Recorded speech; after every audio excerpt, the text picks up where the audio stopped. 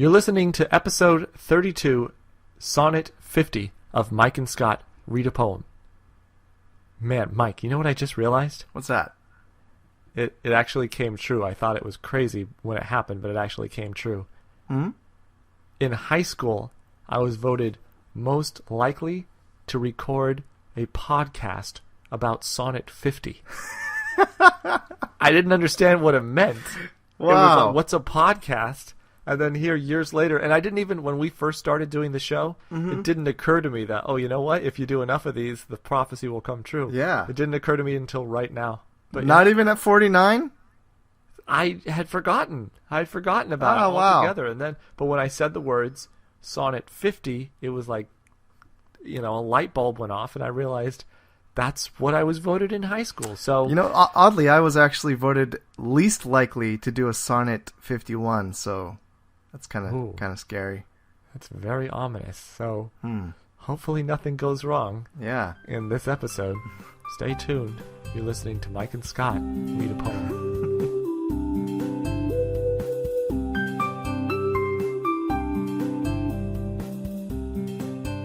I'm wiggling my ears, not like shaking my head like a dog. I'm wiggling them. I can't wiggle them that much, but a little bit. Can you wiggle yours? Yeah, I can wiggle them. You can see it? Yeah, I see it. Your eyebrows move up and down too. Can you isolate that? Yeah, I can do one eyebrow, but I can't do the other. Can you wiggle your ears without raising your eyebrow? I'm not really raising my eyebrows. It's like the skin, the whole part of your above head. my eyes is moving. Yeah, but I could isolate one ear, the other ear, and are my eyebrows going up and down? Yeah, I can do that. I don't think so. Are mine? Wait, let me see myself. I don't know. I think my eyebrows look pretty steady. They do, yeah. I win this. You must round. You must be made of some sort of weird material. Yeah, the ear wiggling material.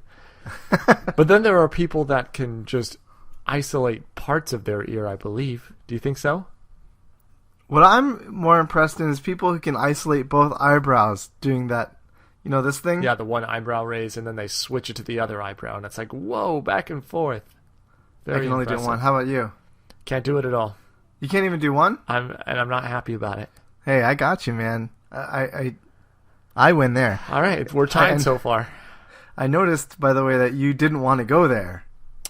It's kind of a sore subject. I think it would add a lot to my personality if I could raise one eyebrow. I think the world is missing out. I would use it for good. I would not use it for evil. And the world is missing out on me. On President Yarbrough. I could be the president, sure. It's missing out on President Yarbrough. So I'm actually starting a Kickstarter. It's to raise money to get me the physical therapy necessary in order to train that muzzle to raise on command. Yeah. You're raising money for the brow raise. Yes. Raising scratch for the brow raise? No. It's a brow walk. It's a brow walk. We're walking so that Scott could raise his eyebrow. I wonder if you can train yourself. You think you could train? Some people claimed to have trained themselves.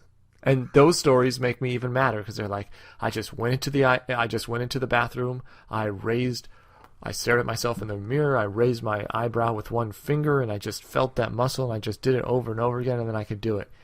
And I don't even feel a twitch of that. I guess I haven't practiced enough, but it just doesn't feel possible to me. I just think that I don't got it. Hey, are you able to crack your ears? Like crack your eardrums or whatever it is? Equalize the pressure? Oh. I kind of let it happen naturally. I mean, I've never been in really tough situations, but I feel like I have an element of control, but not really. I'm full control, man. Full control. Yeah. I got you there, too. Wow.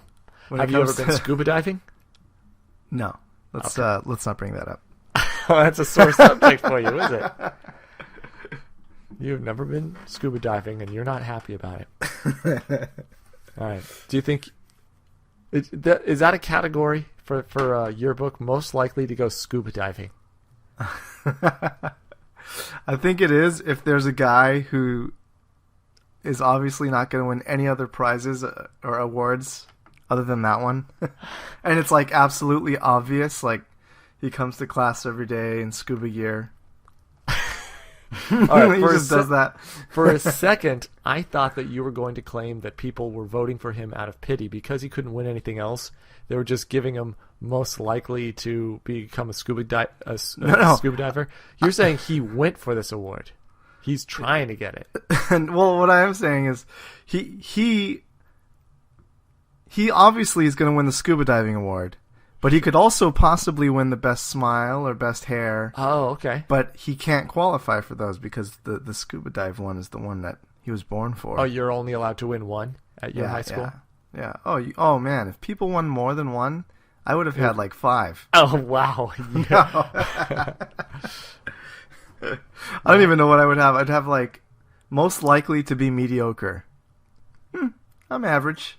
All right, but mediocre is a good thing, right? Yeah, predictably mediocre. Like he is the most likely person to be mediocre, so he'll never let you down unless he does less than mediocre work. Did you get one? I would not be surprised if you got something like most likely to be a genius. First of all, there were smarter people than me in my high school. I had to really pause there because I'm like, do I really want to say this? You finally admitted it like, after all these years. I mean, sure, they got better grades than me, but were they smarter than me? You know, Did you go to high school with Dave? Yeah. Oh, okay. I think he had a slightly higher GPA than me by the end. So that's where you guys know each other from, is high school. How'd you meet? Second grade. Or third grade, excuse me. Wow. Third grade. Damn, yeah. So you guys have known each other for your whole lives, pretty much. I don't know. A lot goes on before third grade. He missed a lot. He shouldn't feel like he knows me that well. That's where you did most of your growing up. Most of my growing up was before him. By the time I met him, I was a full-grown adult, about 8 years old. What hasn't been much growing between then and now. Yeah, and you're way mature for your age. Yeah, but I've plateaued. You plateaued way early. Right. You plateaued in third grade. So Sonnet 50 today. So this is the 50th. That's actually a funny concept. What? Just plateau, like peaking plateau at the age of 8. You peak way too early, but your peak is a 28-year-old you. So it really works. It really works out well for a long time. Yeah, for a long time until you're 30. I don't know. Until you're 40. Yeah. I agree with that. Then you're stuck in a 30-year-old mind. I feel like some 28-year-olds and some 40-year-olds have enough commonality between them that they could share one mind. Like if you haven't changed, I guess you're right. Yeah. It's you were the one that said it at 40. I'm saying why I agree with you. But once you're in your mid-40s, I feel like you definitely have to not be 28 anymore. Mid-40s, yeah. But you could be 28 when you're 37. That's fine. Not everybody has to be 37 when they're 37. Yeah, but being 28 when you're 13, that's a little early. That's peaking early, yeah. And even more, you plateaued. But if you could sustain it, if you could be happy that whole time, like why aren't people happier with their plateau? I mean, I know it's just evolutionary psychology that you're going to keep trying to progress, But anyway, still, for your own happiness, why can't you just be happy with your plateau for a long time? I tend to be happy with my plateaus, but the problem is that you get comfortable. That's what I'm saying. Be comfortable. How is comfortable so bad? Like, it can be a problem when it's like, you like, for example, I play League of Legends. This is a great way example. Too much. Oh, and I'm comfortable with it. I don't want life to change. I like it. It's really nice, but I probably should grow up and not spend so much time playing it. Okay, this. I'm going to tell you something, and this is harsh, but this story disappointed me. Oh, because I felt another thing that I'm used to. Just in I general. thought that you were going to say, when you said I play League of Legends, you were going to tell me about how like you got comfortable with a certain part of the game, and so you didn't improve yourself, and you're like, no, I have to get better, and then you were going to get better at the game. I thought I was about to hear like a Rocky story or something like that, where you... Well, there's that too. I got to get better at the game and at life. Yeah, but no, instead, your story became, I'll get better at life if I stop doing the game, which is probably great advice to yourself, but it's not...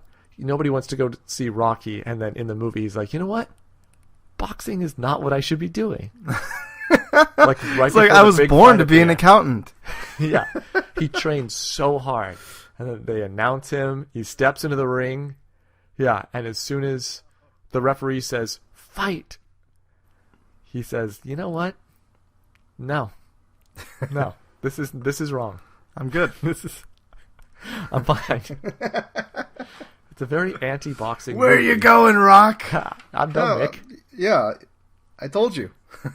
I told you I never wanted to be here in the first place. It's so anti-Rocky. I told you I never wanted to be here in the first place. Ah, what a great movie this is. We have to write our own boxing movie. What was Mr. T's name? Doesn't go. Clubber Lang. Oh, Clever Lane, that's right. Sorry, what were you saying? I just had to ask that, otherwise I was going to forget to. Apparently I had to answer. Because I continued with my story, I believe, we'll check the tape when I edit this together, I believe I continued talking while you asked what Mr. T's name was, but as soon as I decipher the question in my mind, I stopped talking, and I think I said once, and then I said Clubber Lang. Some of that might just... Oh, no, it wouldn't be.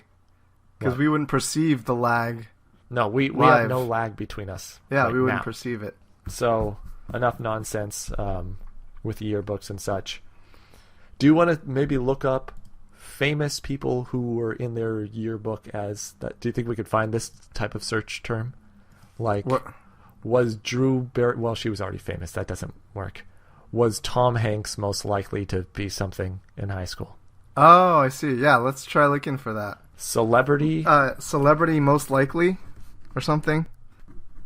I think we're going to find just a lot of yearbook photos. There's a lot. I want to see if we could find yearbook. Again, in my high school, they weren't called most likely.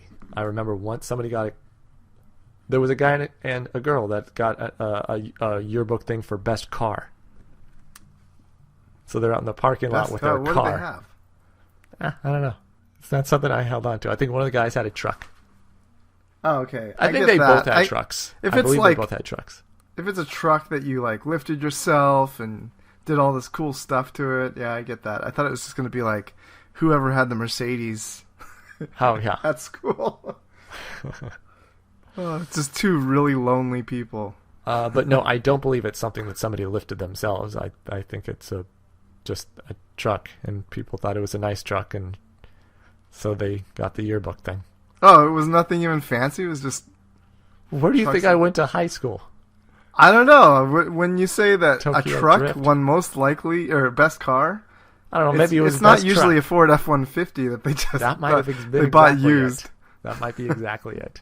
I would look it up. That's like if I told you, oh yeah, this guy got best car in my high school. It was a Chevy Astro van.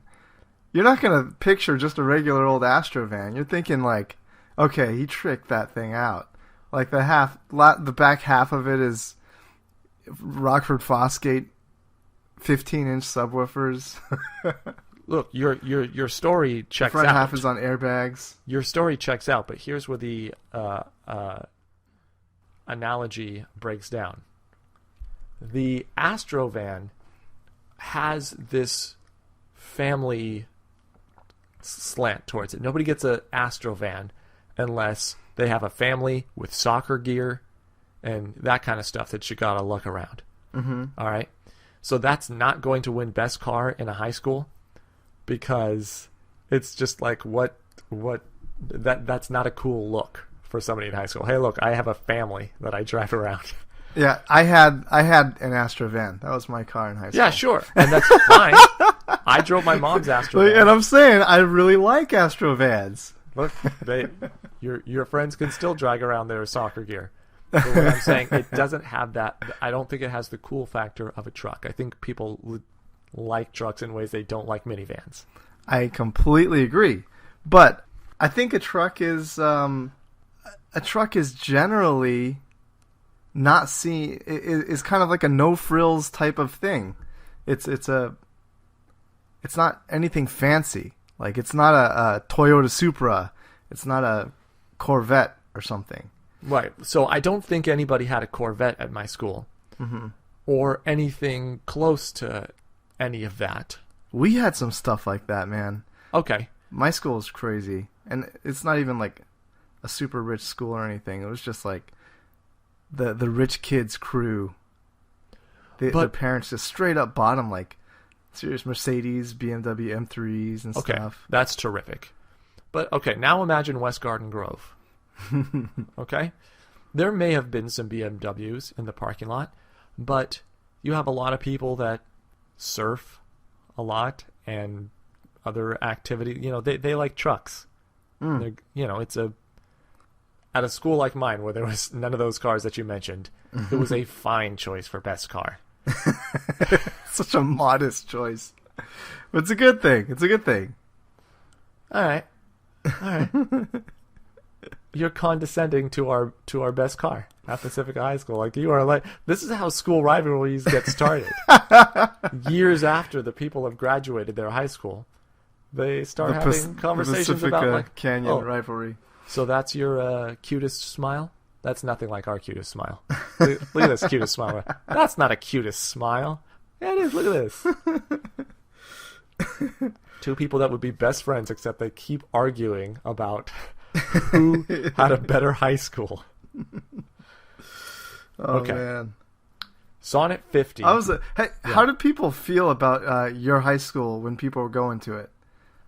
Did like at Canyon? I felt like people generally liked Canyon. They liked us. We had a good sense of pride for our high school. Did other schools like your school, do you mean? Or did no, yourself. You yourself, okay. Yeah. And then there was Villa Park in our area, and everybody I knew from Villa Park hated their school. Like, they had zero pride. They actually didn't like their school. It felt how many people did you know? I knew that was like our rivalry, so... Well, I don't know many people. We all had lots of friends at both schools. Wow, you had friends at other schools? This type of thing did not exist. Oh, really? Yeah, Villa Park and Canyon aren't that far apart. Well, even if we were not far apart, it's like, well, when will I see you? Are you going to be at school? No, I go to a different school. Well, then we can't be friends. We just can't be friends. You got to go to my school. Yeah, no, we all hung out. So, Sonnet 50 this week. Such a nice 50. Round number. Yeah. I'm excited for Sonnet 50. Yeah. So L is the Roman numeral for 50. Mm-hmm. This is the L sonnet. So lately it's like he's not as sad, or he's not like even broken up with the fair youth anymore, or it doesn't really matter. He's writing poems to him again. Yeah. I wonder what happened. Like, it does kind of seem like it all blew up there for a little bit, and then it all kind of settled, and he's back to writing poems. Yeah, it seemed like it's just this thing was doomed, and now all of a sudden it's business as usual. Do you think it's like they may have been written in different order? I had considered that, but I don't think he's the one that numbered them, I think. So why would he write the numbers out of order? I don't know. Yeah, I don't know. Because I guess if he is just writing about his life, he could just think of an earlier part and write a poem about it and then call that one the number, and it would be out of sequence, but I just don't know. So Sonnet 50, should we hop right into this? Yeah, let's go. Half a century mark. Let's do this. Sonnet 50. We're going to nail it this week. We got to get that energy going. Let's do right it. When we get into it. Man, brain's alive. Brain's focused. Let's run some warm-up laps. Go. Sonnet 44. Sonnet 45. Sonnet 46. Sonnet 48. Sonnet 49. And I'm ready for Sonnet 50. Yeah! Here we go. How heavy do I journey on the way? When what I seek, my weary travels end, doth teach me that ease and that repose to say, thus far the miles are measured from thy friend. The best that bears me, tired with my woe, plods dully on to bear that weight in me. As if by some instinct the wretch did know, his rider loved not speed being made from thee. The bloody spur cannot provoke him on, that sometimes anger thrusts into his hide, which heavily he answers with a groan, more sharp to me than spurring to his side. For that same groan doth put this in my mind, my grief lies onward, and my joy behind. Ooh, that's a strong little couplet there. Yeah. That's a spicy couplet. Yes, strong couplet really brings it home. And I said, like, that he wasn't as dark. This one seems really dark. It is, yeah. So this might be the one that wraps it all up. Maybe. We'll see, because he talks about, the very last word is my grief lies onward and my joy behind. So from here on out, things are basically downhill. Yeah. So I don't know that he's in a finished. bad way. I don't know if he's finished with the fair youth, or if he's just predicting that there are more bad times ahead. But he seemed to not be talking about the breakup anymore. Now it seems this has to be about that somehow. Or, yeah, so something, he's comparing himself like to a horse that you use your spurs on to keep him going in the night. So I don't know exactly what the metaphor is, but it's something along those lines. But yeah, there's a sense of moving on, or like separation, distance. Like, I think he's just. I hope that he's leaving the fair youth behind. All right. Because I don't know if the fair youth is good for him. So for his I never own trusted mental that health, fair youth. Yeah. Fair youth is up to no good. Yeah, Well, what do you think? It seems like Shakespeare might be better off without the fair youth, although he claims heavily that would not be the case. That the fair youth is the only thing that makes his life worthwhile, but I think he's a bit addicted. So we'll just call it the character of Shakespeare, and just pretend. But we'll just pretend that it is Shakespeare in real life, and then he means everything he says. The character, would he be better off without the fair youth? I don't know. I think a guy like this just needs to love something passionately, and is just looking for that muse. So yeah, that's probably super right on. So without that muse, he's going to live a depressive life anyway. At least let him experience this passion, even if it ends up terribly. Let him have some passion for now, will you, Mike? But I think you're right. Like, it doesn't really matter who the specific person is. I think it could be anybody. He's just such a passionate person that he would fall madly and deeply in love with something. But it could also be the case that the fair youth really was something special, and that he or she made Shakespeare the artist that he was by being such a great muse. Oh, I see what you're saying. Maybe the best artists in the world just had the best muses. And they don't always have to be some beautiful man or woman, but, they just really liked broccoli, and so they just wrote so passionately or played music so passionately because they knew when they were done they get to go home and eat broccoli. I was wondering where the broccoli thing was going. How wonderfully would you do everything in life if you enjoyed eating broccoli that much? Yeah, like how Popeye loves spinach? Yeah. You'd have to love broccoli that much. That much.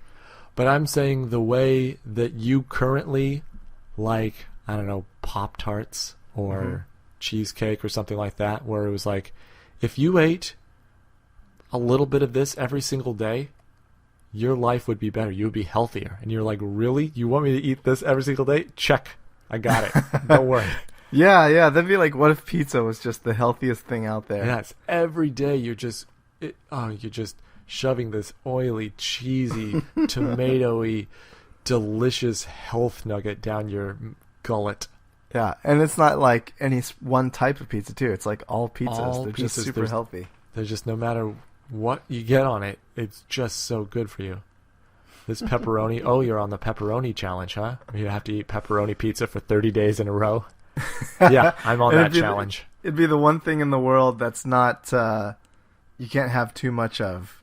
Yeah, just eat as much as you want and go swimming directly after. It's good. It's light. The body really digests that very well. But then you still love it as much as you do. All right, so should we start from the top of Sonnet 50? Yes, let's do. How heavy do I journey on the way, when what I seek, my weary travels end, doth teach that ease and that repose to say.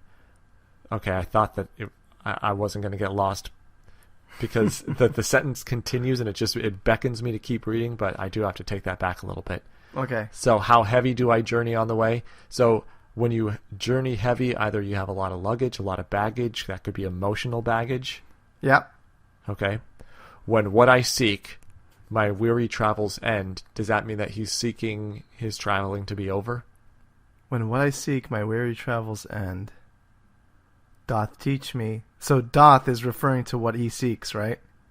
Yeah, the thing that he seeks teaches him that ease and that repose to say. Okay, it's going to teach me to say something. It's like I'm going to be able to say this thing I'm about to say because of the thing that I seeked out. Here's what I say. Thus far, the miles are measured from thy friend. Oh, so this is a quote. Yeah. I see the apostrophe there, or right. The single quote. So thus far, the miles are measured from thy friend. From thy friend. So as every mile that I've spent is a mile apart from you. Oh, okay. So it's a bit like I feel each and every mile that I am away from you. Yeah, every mile is like a just weight on my shoulders. Yeah, so there's for sure like physical separation here, right? Like it's they may be seas apart, right? Yeah, I feel like this is another one of them traveling sonnets. Okay. The beast, or it could just be all metaphorical, but that's the thing with Shakespeare's sonnets. A lot of it could be metaphorical. Right. But we made this mistake 2 weeks ago of trying to interpret too much instead of like taking the literal meaning and then putting an interpretation on that. It's like just find out the actuals. Like we tried to do both at once. I feel like the opposite is true too. Like there's times where he says something that seems so simple. Uh-huh. And then when you read the interpretations, people are like, he's referring to the monarchy and the structure of hierarchical society. But if you want to strike out, you want to strike out on something that was in the zone. You know what I mean? You don't want to swing at a pitch way over your head, and you're like, that was a ball. Swing and a miss. Yeah. Okay. The quatrain number 2, the beast that bears me. So if we're taking it literally, the horse that I'm on. Mm-hmm. Tired with my woe, so he's feeling the weight of all of my weight. Yeah, because I don't have the strength to hold myself up, so I'm giving it all to him. That's pretty awesome to say that. Like that's a cool way to explain how woe-y you are. The beast that bears me feels my woe. Yeah, that's pretty cool. But plods dully on to bear that weight in me, as if by some instinct the wretch did know his rider loved not speed, being made from thee. So the horse knows that you don't want to go fast because going fast means that you're going away from the fair youth or the lover. Yeah, it's kind of basically it's like this horse knows that I'm in no hurry to get away from you. Yeah, because he knows that you're in love. Horse, it's like in a Disney movie, like Sleeping Beauty or something. Where the horse knows that they're falling in love instinctively. Yeah, the horse looks at Prince Eric and's like, "Hey, I see the way you guys are looking at each other." This is beautiful poetry here. Yeah, who would have thought? This is really good. Who would have thought? It sounds so dark, but at the same time, it's just so well written, right, and thought out. It's creative. It's nice when somebody is in such agony because they're apart from you. Makes you feel good. Yeah, you better be miserable. Okay, but then it continues.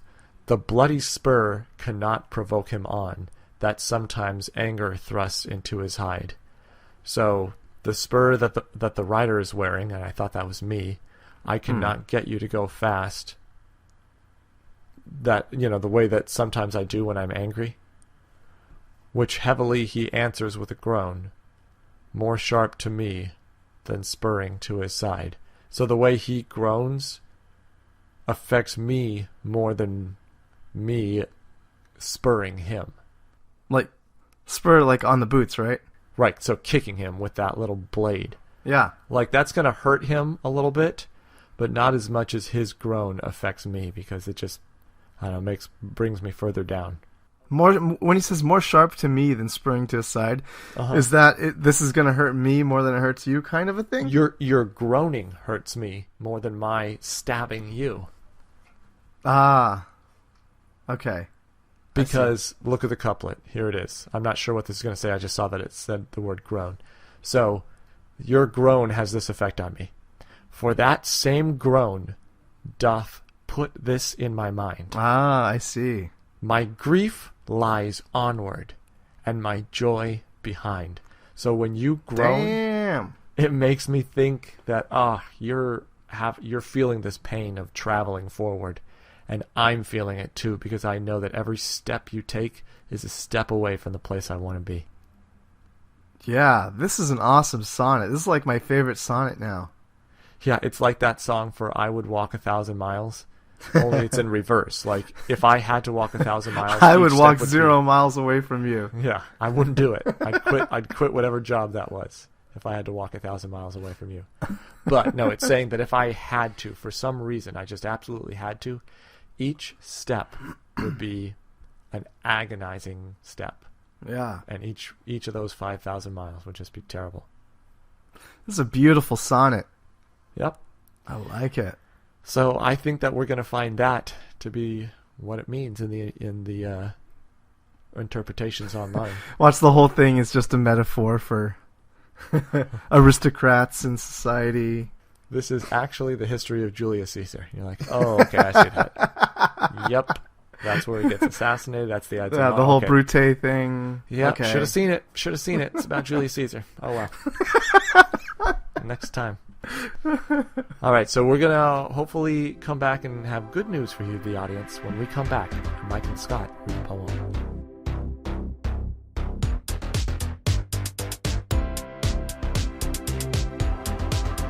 Our grading metaphor this week: we are giving out the award for best car.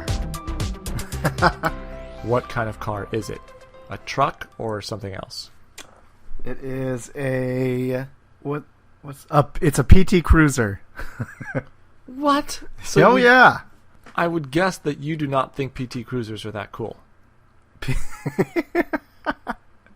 PT Cruisers, they're not that cool now. So why would we I thought we nailed this sonnet. And you're giving us a PT Cruiser?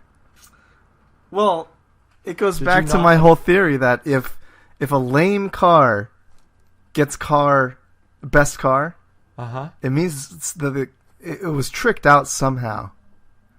Okay, that's an interesting theory. Yeah. They took the PT Cruiser and they made it look like the Ghostbusters mobile. Oh, that'd be awesome. All right, that's best car right there. Yeah, that is best car. So is that what we did to this sonnet? Or they took the PT Cruiser and made it look like the DeLorean from Back to the Future. Sure. Whew. All right, so we are a PT Cruiser because it would have to be an awfully great PT Cruiser to win best car at a high school like Mike's. That's right. So that's how we did on this sonnet. Do you have anything to add to our interpretation? Let's see. Basically, we were pretty spot on. I mean, let's go over it one more time. But the idea is that Shakespeare is currently traveling somewhere, and so all of this is literal when he talks about the journey and the way and all the miles put between him and the fair youth. It's all literal distance because he's on some sort of a journey. And who knows where he's going? Who knows? Yeah. What Shakespeare's Sonnets Sonnet.com suggests is possible that he's traveling back to his hometown, because I guess he's known to have been traveling a couple of times while doing his writing. Mm-hmm. But they also mentioned that there's absolutely no way for anyone to know where Shakespeare was traveling during this sonnet. Yeah, we can't actually look it up. Yeah, I think we did so well on the sonnet. I really, really like this sonnet a lot. Beautiful. It's got a lot of awesome imagery between the horse and you know, the thrusting of the spurs and all that stuff. And the idea that, you know, the beast is...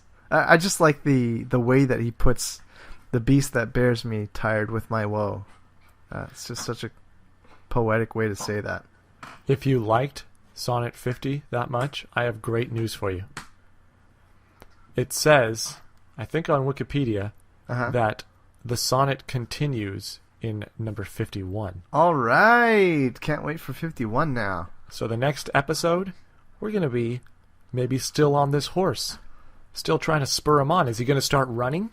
Is he going to collapse? What's going to happen? Yeah. Or will he maybe have gotten to his destination? And now it's like, well... And he met the chick that he really liked in high school?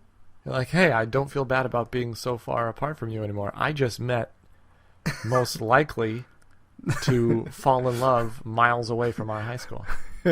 Miss Congeniality, class of 1764. That's me. Yeah, she came back in time, and now she's with me. What was Shakespeare's era? I keep forgetting. Was it 1600s? Yeah, late 1500s, early 1600s. Oh, okay. Okay, so it continues in Sonnet 51. So let me ask you, what do you think, since we don't have that many trivia questions, what do you think is... there's going to be two questions. The highest grossing sequel of all time. Raw numbers or adjusted for inflation, whatever. We'll take it one question at a time? Yes. Okay, so highest rated sequel of all time. My guess is highest rated sequel.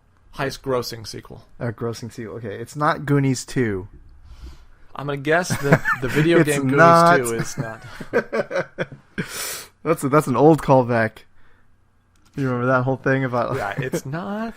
It's not... oh, yes, it is. Oh, okay, well, that's why I said it then. Yeah, I knew it. Ghostbusters 2? 2?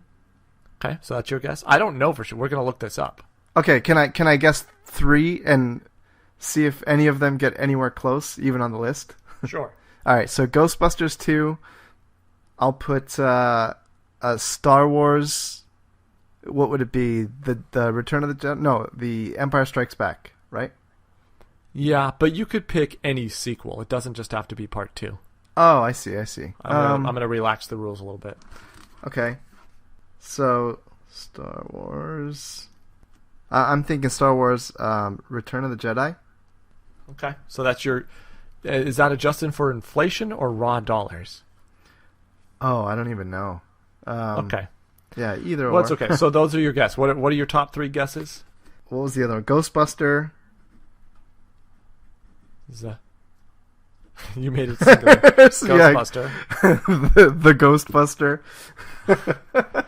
Jonathan Ghostbuster. Oh man, that'd be a cool character actually if you think about it. Just a lone Ghostbuster. Yeah, the Ghostbuster. He carries around a revolver that shoots out those, I don't know, stuff that Egon made when the traps would capture a ghost. Can't he just have the regular Ghostbuster gear? He designed it himself. Oh, okay. Looked up. Well, I thought he was a little bit of an outlaw, but okay. How about this? Let's but best why of is it both in the worlds. shape of a revolver? Yeah, let's do best of both worlds. He's got the Ghostbusters backpack and the gun. It looks futuristic, but it's still a revolver type apparatus. Okay, well here I'll not only meet you halfway. I'll grab you and I'll take you back, back to the Wild West. Back to the Future 3. No, well, sure, that time period, but it's Ghostbusters 3, but it takes place in the Wild West, and yeah, somehow there's ghosts that haunt this town in the Wild West, and they somehow get the technology with the Ghostbuster technology, Mm-hmm. but theirs, instead of looking like that, it looks like guns, and then they catch the ghosts by shooting at it, and then they have the trap. Yeah, I like this. This is a Ghostbusters in good the story. Wild So you West. just wrote a Ghostbusters prequel. Or no, it could Yeah. be a sequel because they could travel sequel. back in time. Yep. Oh man, Ghostbusters and Back to the Future together. Yeah, it's like Jetsons and Flintstones. This will be Back to the Future. What All a right. great movie that would be. Yeah. So your three guesses are Ghostbusters, Return of the Jedi, and what was the third one? I'll just say Back to the Future. I don't think I made a third guess yet. Okay. So Back I'm to going the to say for Future. highest grossing dollars, I'm going to say Return of the King. Oh yeah, I forgot about all those. Lord of the Rings. Yeah. I'm going to say, I don't know if it's like Iron Man 3. I'll say it. Mm. That might be stupid, but I'll just try it. Iron Man 3. And That's a good guess. I don't know. I think maybe one of the Harry Potter movies. Oh man, I didn't think about like modern times. I was just reaching back to my childhood. Yeah, so I'm going to say adjusted for inflation. I think we might just be talking about Terminator 2. Ah, And you might be right on that Star Wars idea. I don't know which one it would be, if it would be Empire Strikes Back or Return of the Jedi, so I'll say Return of the Jedi. And one more question. Mhm. I don't even know if we'll be able to find this out, but what movie do you think had the biggest jump from part 1 to part 2? Like, part 1 made 50 million, part 2 made 250 million. You know, that type of Oh, thing. that's a good question. Do you have any guesses? Let me think on it for just a little bit. All right, we maybe could think- do, we do could you have a think- guess, and then that might spur my mind on. I need you to be my movie muse. Okay. Oh, how about Clerks? Speaking of muse, Okay. Oh, that's a nice guess. because Clerks 1, I think it bombed really terribly, didn't it? And that, but maybe no, it Clerks didn't 2 bomb. wasn't even that big though. No, it didn't bomb. It wasn't a major release. It was an independent release that did very well for itself. It didn't cost any money to make. Yeah, that's true. But okay, I thought it didn't do well in theaters, but maybe Well, it didn't did. do well in theaters, but it didn't have to. It just had to do well enough. Got it. Catch people's eyes. Hmm. I'm going to say the movie Small Ship didn't make that much money, but Titanic made a lot of money. So I don't know. Most of you haven't seen Small Ship. Titanic is the sequel to Small Ship. To Small Ship, yeah. It's a heartwarming romance tale that takes place on a small boat where nothing goes wrong. And then they made the sequel and it went in a completely different direction. All right. Man. So we're going to look up the answers to if we could find any celebrity yearbook things. I kind of Yeah. want to think up one other Category. thing for the highest jump from original to sequel. Oh, instead that's of a Small really- Ship and Titanic. What? That's a really interesting question. It might be. It could be Alien to Aliens, but I don't know. Maybe Alien was really popular. It could be Terminator to Terminator 2. I'm thinking. Okay, so that makes sense too. Like something that was pretty popular, and 2 was like even crazier Huge. popular. Yeah, like The Hangover. I'm thinking something that initially bombed but became a cult success, and then they released another one, and that did really, really, really well. I don't know that that's ever happened in the history of making movies. Maybe not. Yeah, because like You're Office explaining Space is something. great. You're explaining what would be an awesome phenomenon. Yeah, I just don't think it's happened. I remember. Like, imagine if Office Space 2 came out and it was just Yeah. a huge, huge hit. Yeah, Like- it would be bigger, right? It'd be If way Big bigger. Lebowski, if Big Lebowski came up with a sequel, Oh man, I recently watched Big Lebowski. It's such a good Yeah. movie. right? I can't I feel like I if somebody says, "Hey, can you recommend me a really good movie to watch?" Big Lebowski is not my go-to movie for I would recommendations. say though. watch it and then watch it again in 2 weeks and then watch it again in 2 months, and then you'll be in the club. I just realized something actually right now. What? I remember the first time I ever learned about The Big Lebowski. Nice. Do you know what it was? What, a movie preview or me? No, it was you. It was we were on the tram after a shift heading back to the parking lot, and you were telling me about this movie, The Big Lebowski. You're like, you will really, really like it. And I think I watched it really soon after that and totally agreed. I loved it. I remember your exact words. You said, this is much better than the Small Lebowski. All right, so we're going to find the answers to the trivia questions. I'm not going to let you come up with another one. Here on Mike and Scott read a poem. I like how you George Costanza that out there right there. Yeah, I knew I had one. I knew I had Good one. night, everybody! I'm going to grab the charger for this computer or it's going to die. Oh, okay. I've had such computer problems today. We're making it work, though.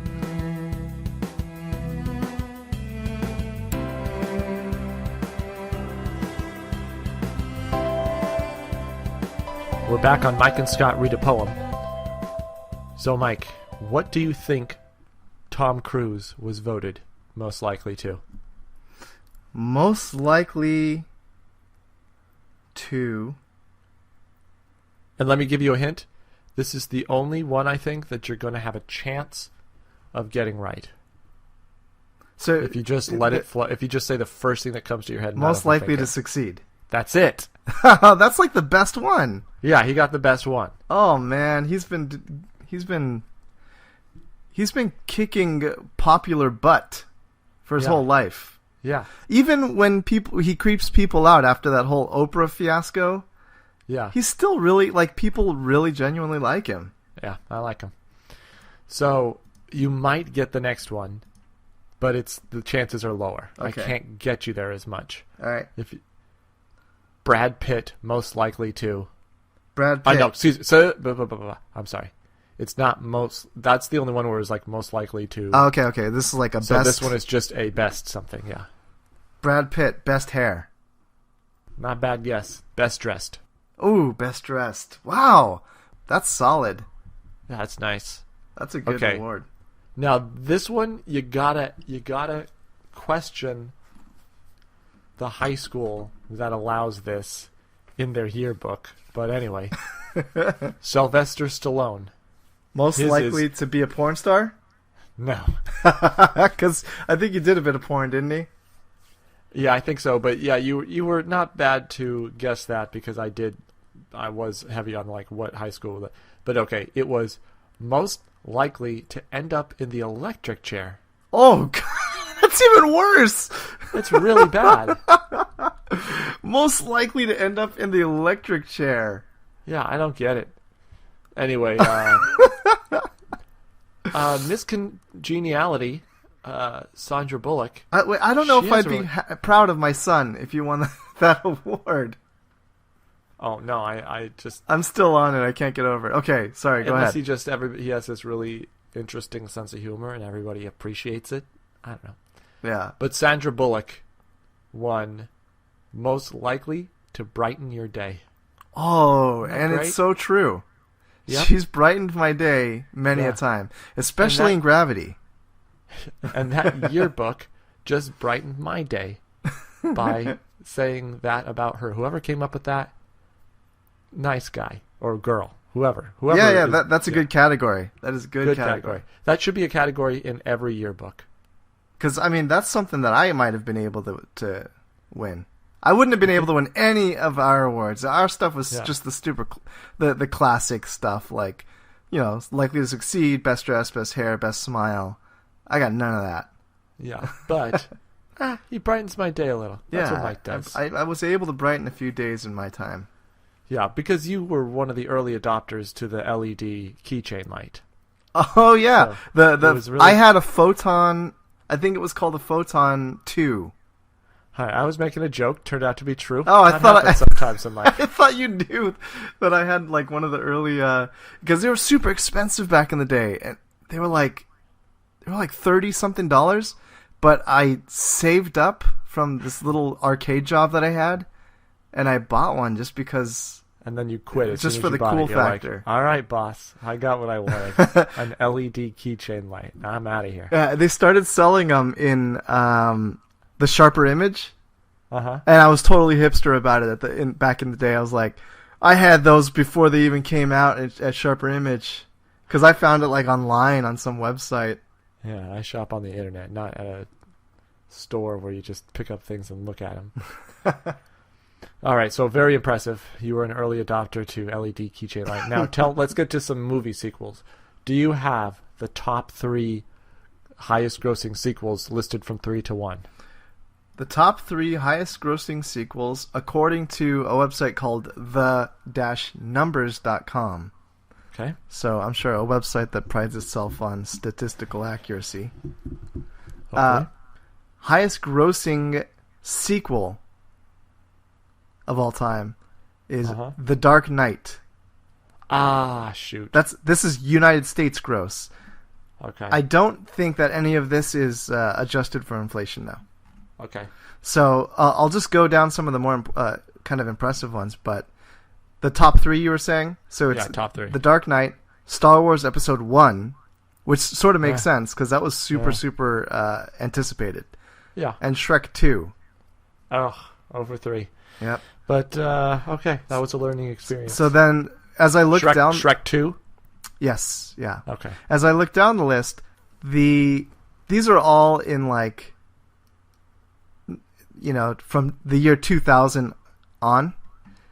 Mm-hmm. The oldest one, everything's pretty much the year 2000 and on. The first one that's older than 2000 is Star Wars Episode 4, Return of the Jedi. No, Episode 3. Episode 7. 7? 6? 4, 5, 6. VI. Episode 6. Oh, yeah. That's right. Episode 6. 3 originals starting So, with Return 4. of the Jedi. We got that. So, anyway, the number on that is 309 million. Mm-hmm. Another stat that we've got on this website is worldwide gross. Okay. So, if I look worldwide gross, it's Transformers Dark of the Moon. Okay, I think that was Transformers 3. And Toy Story 3 is right underneath that. Nice, Toy Story 3. Good job. Yeah. All right.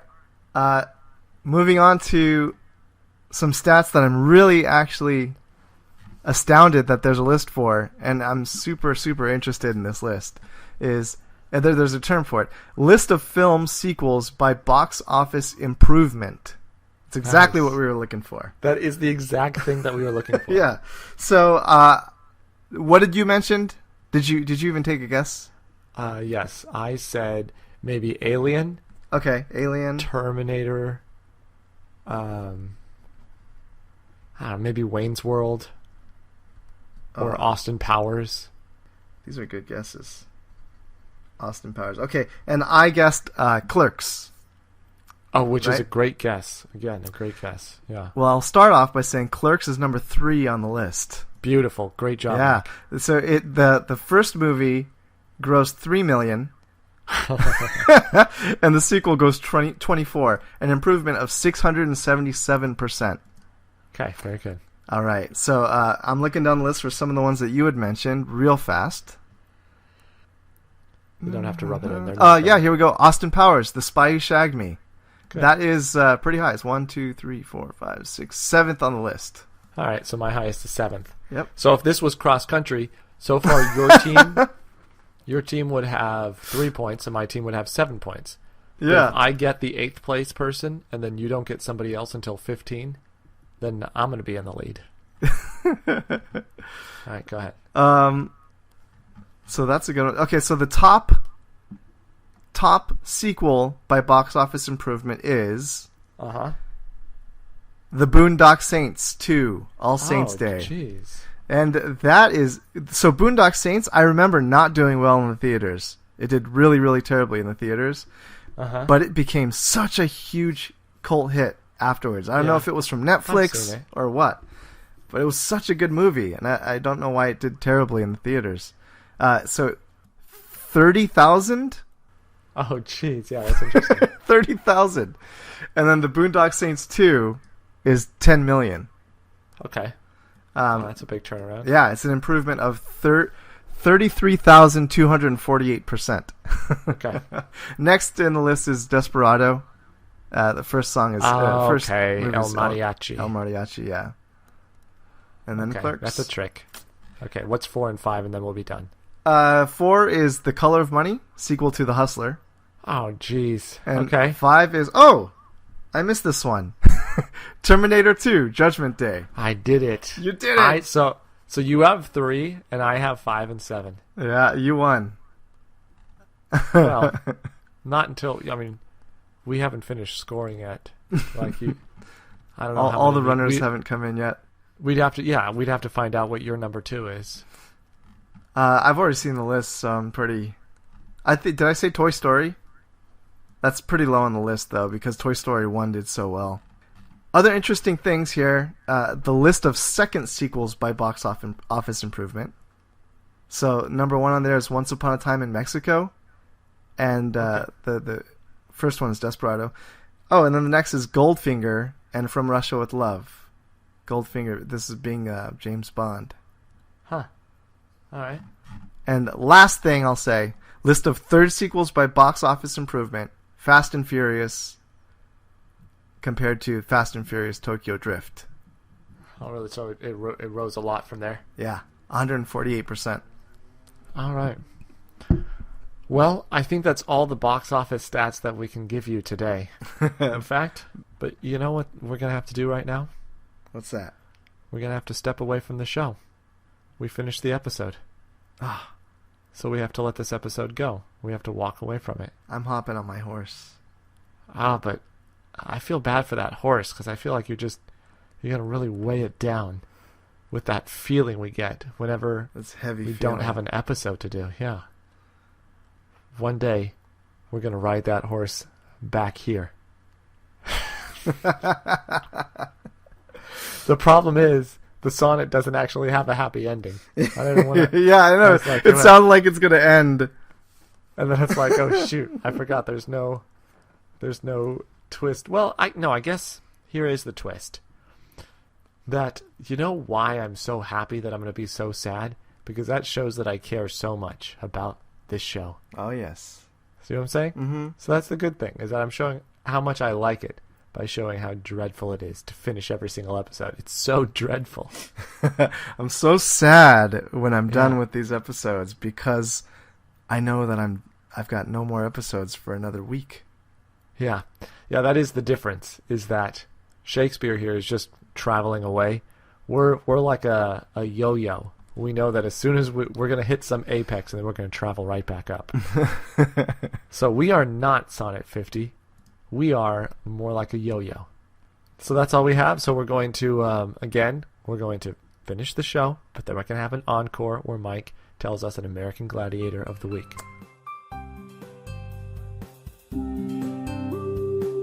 We gave you no description of how we were going to read the sonnet and analyze it and come back and do trivia questions.